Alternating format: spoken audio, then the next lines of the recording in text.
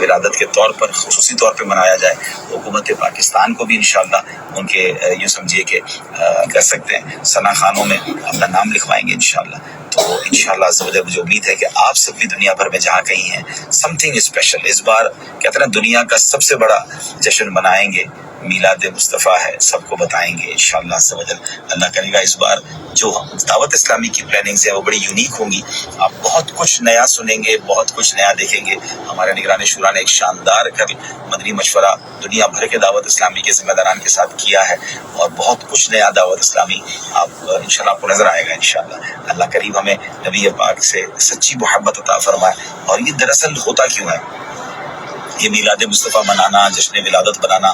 دراصل یہ ایک ایسی زبردست ایک ایونٹ ہوتا ہے کہ مسلمانوں کو نبی پاک سے اور جوڑ دیتا ہے، محبت میں اور اضافہ ہوتا ہے، سیرت مصطفیٰ علیہ السلام پڑھنے کا اور موقع ملتا ہے، اور پھر اپنی ذات میں بھی بندہ جب اتنی باتیں سنتا ہے تو امپلیمنٹیشن کا فائدہ ہوتا ہے۔ اپنے بچوں کو، اپنی فیملی کو، اپنے گھر والوں کو نبی پاک کی ہم نے سیرت پڑھانی ہے، پیارے آقا کے اوصاف بتانے ہیں، نبی پاک کے اخلاق بتانے ہیں، تو انشاءاللہ بہت کچھ بہتر ہوگا۔ تو الحمدللہ ایک اور سفر کی طرف روانگی ہے، ایک اور صبح ہے، ایک اور سفر ہے۔ دعا کیجیے گا کہ یہ سفر بھی خیر و عافیت سے پورا ہو انشاءاللہ عز و جل۔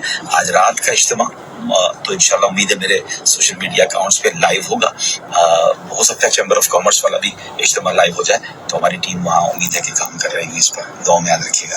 السلام علیکم ورحمۃ اللہ۔